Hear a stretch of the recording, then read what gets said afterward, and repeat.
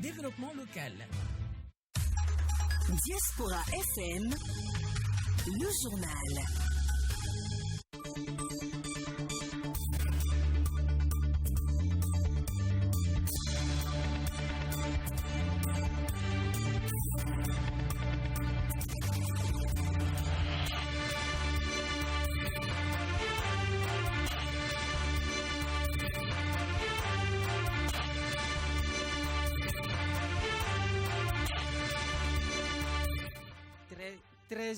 À Guéné, un arrondissement de la commune de Malanville.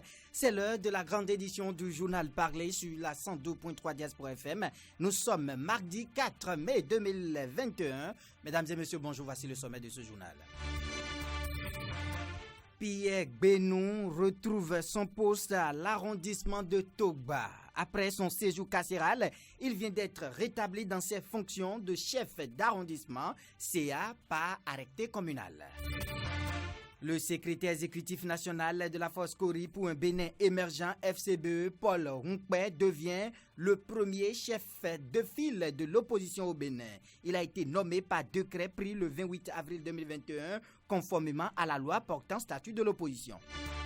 Au Burkina Faso, au moins 30 personnes, des civils, ont été tuées ce lundi 3 mai dans l'attaque du hameau de culture de Kodiel dans le département de Foutouri, environ 145 km de Fadangourma, dans la région de l'Est. Voilà l'essentiel à développer dans cette édition. D'autres sujets vont meubler ce journal. On se retrouve juste après cette courte pause. Aristide, 7 ans. Bienvenue à tous et à toutes et merci d'avoir choisi la radio africaine pour vous informer. Par arrêté communal, en date du 3 mai 2021, le maire de la commune d'Abomey-Calavi, Angelo Evariste Wandjinou, déclare que M. Pierre Benou, conseiller communal, élu sur la liste du parti Union progressiste UP dans l'arrondissement de Togba, est rétabli dans ses fonctions de chef d'arrondissement de Togba, lit-on à l'article 1er de l'arrêté. Ainsi, le maire met fin à l'intérim assuré juste là par Aïsso Zossou Dossou Pierre depuis le 27 juillet 2020. Pour rappel, Pierre Beyon avait été condamné à la prison ferme dans une affaire domaniale. Avec d'autres accusés, le CA de Togba avait été poursuivi pour malversation foncière et notamment pour usurpation de titre de géomètre.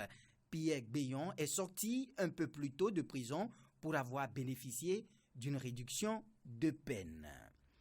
Le Bénin a célébré hier 3 mai la 28e édition de la Journée mondiale de la liberté de la presse sous le thème « L'information comme bien public ». L'Observatoire de la déontologie et de l'éthique dans les médias, ODEM, a organisé à cet effet une journée porte ouverte et de réflexion sur la thématique de la dégringolade du Bénin dans le classement de Reporters sans frontières, responsabilité des acteurs. Clémence Tonoucoin y a pris part et voici son compte rendu.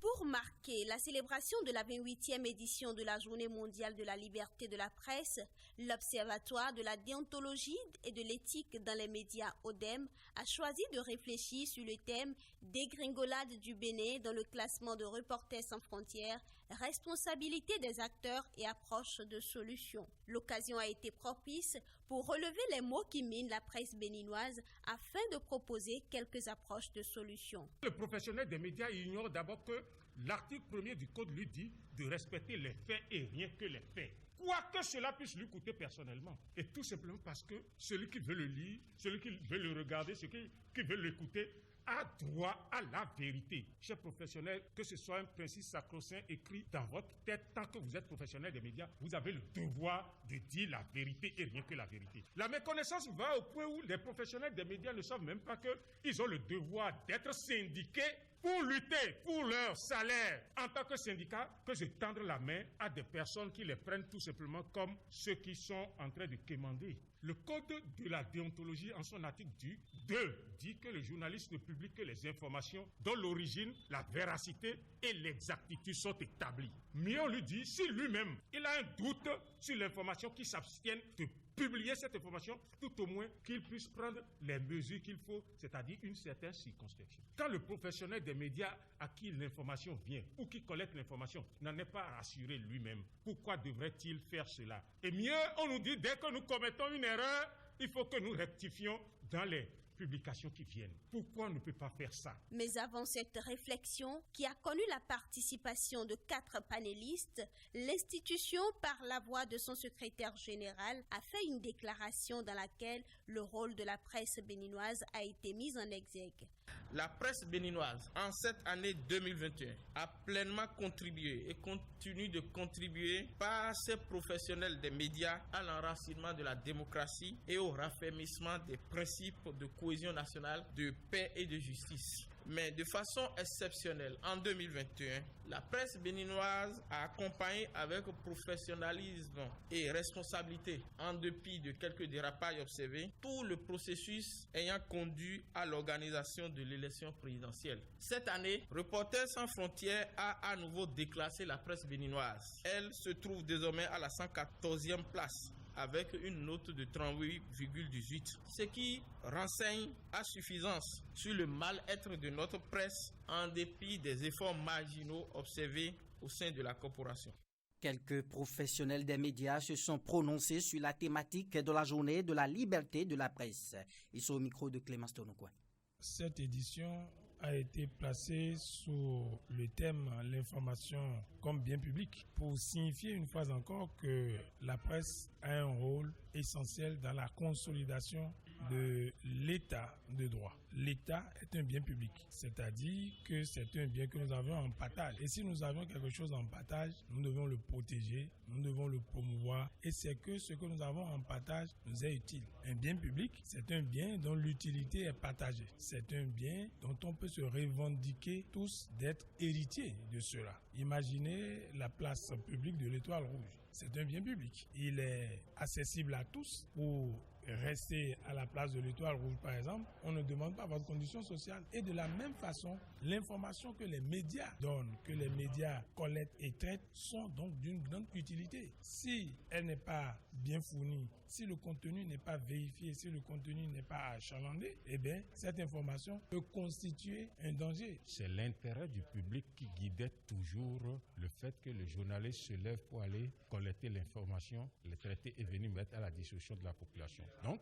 si on veut nous rappeler aujourd'hui que c'est comme une denrée publique, cela veut tout simplement nous dire que ce que nous devons apporter au public doit pouvoir être des informations de qualité parce que c'est pour le public que nous travaillons. Cela me l'inspire et je pense que les professionnels des médias doivent se sentir heureux. Ou si on avait pu anticiper, on aurait pu apporter des informations de différentes catégories, c'est-à-dire en nous basant sur les différents genres journalistiques pour qu'aujourd'hui, on puisse sur le même sujet apporter des informations de compte-rendu, des informations de reportage, des informations d'interview, des informations de portraits, etc. pour montrer qu'avec les différents genres, nous aussi, nous avons compris cela et nous apportons les informations.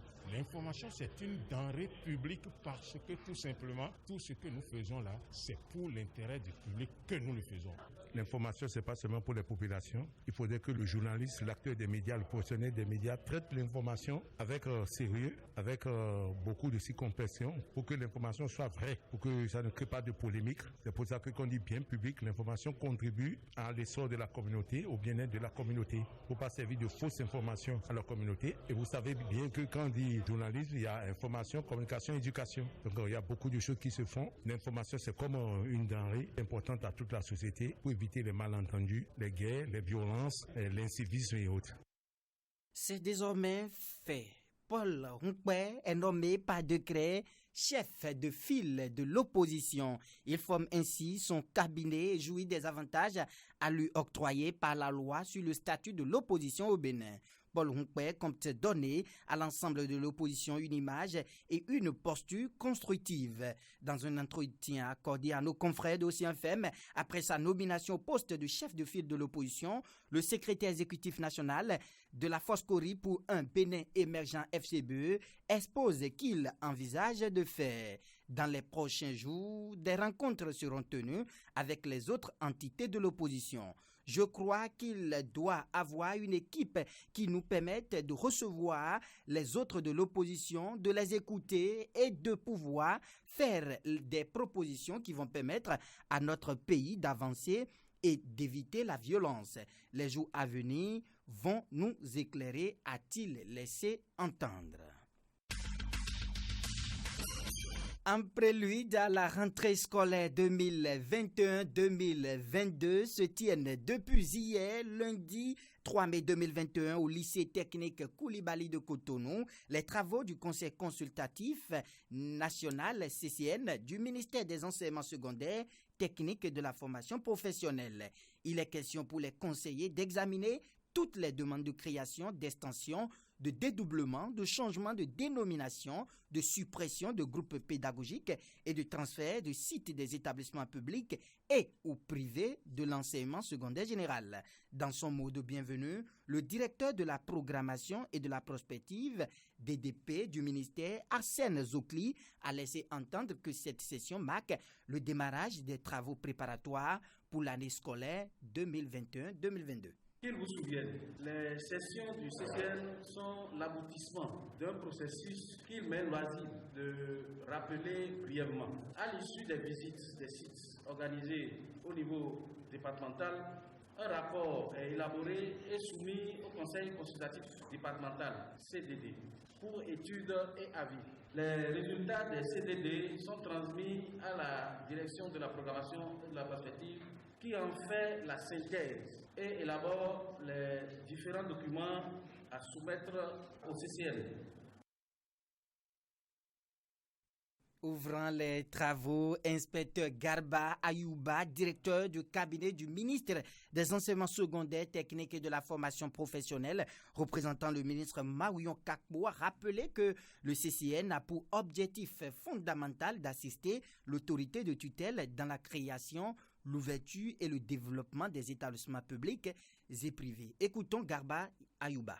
Le Conseil consultatif national est un organe consultatif, donc non décisionnel, qui se réunit annuellement aux fins de préparer la rentrée scolaire. Mesdames et messieurs les conseillers, vous êtes invités au cours de cette session à étudier avec circonspection et une attente soutenue les demandes de création, d'extension, de dédoublement, de changement de dénomination, de suppression de groupes pédagogiques et de transfert de sites des établissements publics et privés, d'enseignement secondaire d'une part et de la formation technique et professionnelle d'autre part. Vous aurez à vous prononcer sur les dossiers du secteur privé, de l'enseignement secondaire général et de l'EFTP sur les demandes de création des établissements, les demandes d'extension dans les établissements, les cas de changement de dénomination pour les établissements privés, les cas de changement de site et les cas de dédoublement. En ce qui concerne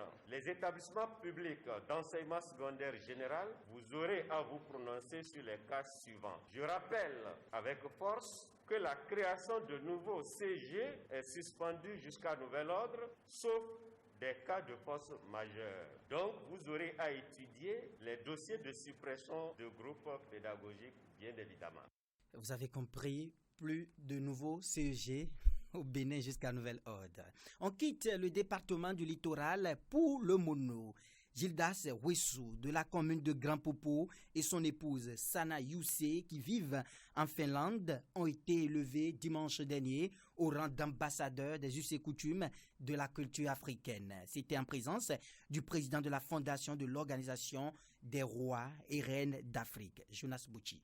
Présentation des heureux du jour aux garants du patrimoine culturel africain. Signature et remise des lettres de mission aux nouveaux ambassadeurs de l'Organisation des rois et reines d'Afrique. Telles ont été les étapes marquantes de cette cérémonie qui autorise désormais Gildas Wessou et Sana Youssé à valoriser toute la richesse de la culture africaine en Finlande. Vraiment, je suis très content. Il y a plein de rois et tous les chefs du vaudou. Ce n'est pas donné à n'importe qui. Et puis, je remercie Majesté, Roi Aïe. I feel very proud. Je me sens très fière d'être africaine pour avoir vécu un long moment ici. J'apprécie très bien cette distinction que je veux mettre en valeur à travers tout ce que je faisais déjà pour la culture africaine et je le ferai davantage dès à présent. Le maire de Grand Popo et Sa Majesté Aïe parlent des mérites qui portent les nouveaux ambassadeurs à ce grade. C'est un choix qui a été déjà destiné depuis longtemps. À cause de leur action menée, nous avions décidé de leur donner ce titre en tant qu'ambassadeur de nos us et cultures d'ici et à l'étranger. Un fils qui se donne à la culture et qui n'a jamais cessé d'œuvrer à retrouver ses frères ensemble et à travailler pour le développement et pour la culture de notre commune. Cet événement vient encore marquer cette volonté qu'il a et confirmer la dynamique dans laquelle il se met. Avec la résonance africaine de leur nouvelle identité culturelle, Rouessou Sonagnon et Senam Adjo posent déjà la première pierre pour la construction d'une maison de la culture à Grand Popo. On veut construire une école et une maison de culture ici à Agbekon. L'idée pour moi, je vis en Finlande, l'idée pour moi, on doit valoriser notre culture, faire des choses culturelles. Ça peut être danse, ça peut être vaudou, ça peut être art, ça peut être théâtre, ça peut être n'importe quoi, mais je veux plus valoriser chez moi aussi. Ce centre qui sera animé, ce ne serait pas seulement pour la communauté Pla, que pour la communauté de Grand Popo, mais ça va également servir tout le Bénin et au-delà du Bénin.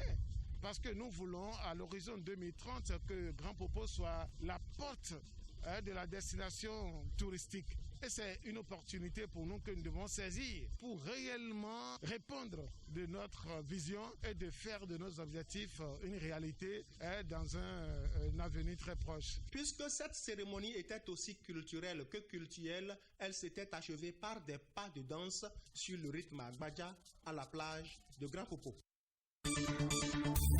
Les nouvelles africaines et internationales. On démarre avec le Burkina Faso. Dans ce pays, des hommes intègres, au moins 30 personnes et des civils ont été tués ce lundi 3 mai dans l'attaque du hameau de culture de Kodiel dans le département de Foutouri, environ 145 km de Fadangourma dans la région de l'Est. Des hommes armés non encore identifiés ont investi le village. Très tôt, hier matin, se sont attaqués aux populations malgré l'intervention des volontaires pour la défense de la patrie, les supplétifs civils des forces armées. Bilan, au moins 30 morts, des habitations et des greniers ont été incendiés.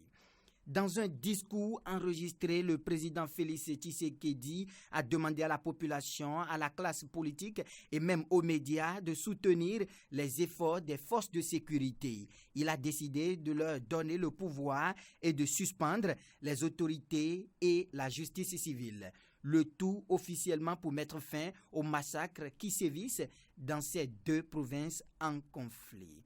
En Afrique du Sud, ce n'est pas le trône de fer, mais celui du royaume Zoulou qui fait l'objet des convoitises. Depuis la mort du roi Godwill Amas dernier, l'une de ses veuves assurait la régence jusqu'à la nomination d'un futur monarque.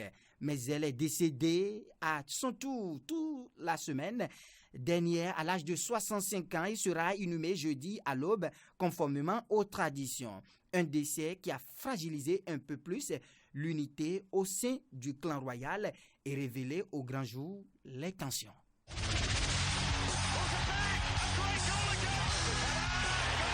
Tout le sport.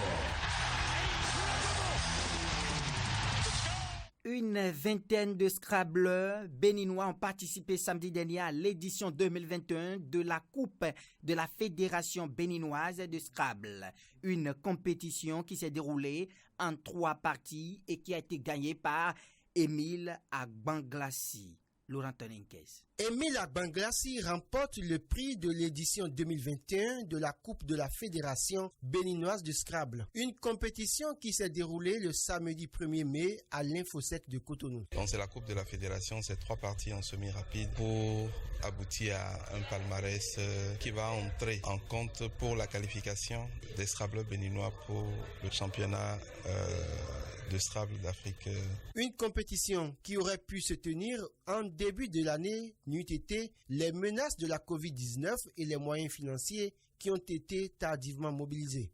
Après cette compétition qui a réuni la vingtaine de Scrabbleurs, d'autres compétitions sont en vue. Donc nous jouerons la Coupe du Président le 8 mai Et ensuite, nous allons nous préparer pour participer au Champas à Dakar. Et nous ne sommes pas encore sûrs que les championnats du monde tiendront. Mais s'ils se tiennent, la fédération béninoise participera comme elle en a l'habitude depuis une quinzaine d'années au championnat du monde de Scrabble.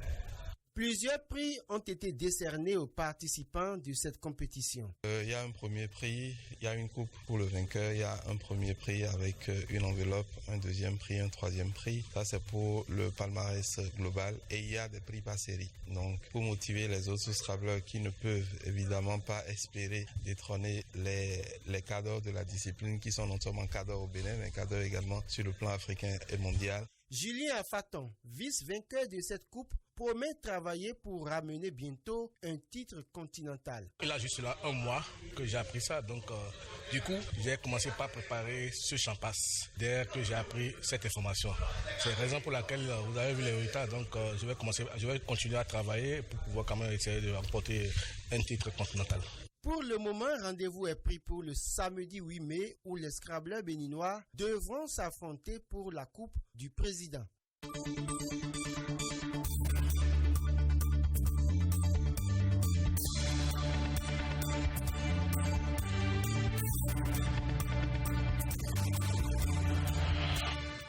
La messe est terminée. Merci infiniment de l'avoir suivi, mise en onde. Didier Guédou, assistant technique Gérard Ronsa, chef d'édition Docas Roagan, présentation Aristide Setin. Mais avant de partir, toute l'équipe vous propose cette belle pensée de Henri-Frédéric Amiel. Dès que la confiance n'est plus complète, elle n'est plus. Dès que la confiance n'est plus complète, elle n'est plus. Didier Guédou sourit de l'autre côté. Je rappelle encore la citation pour nos fidèles auditeurs. Dès que la confiance n'est plus complète, elle n'est plus. On se retrouve dans 8 minutes exactement tout à l'heure à 13h30 pour l'émission Réagissons à l'actualité. N'oubliez surtout pas de vous laver les mains à l'eau au savon et porter vos masques en tout lieu. À tout à l'heure. De l'éducation à la culture, de la culture à la politique, informons-nous sur Diaspora.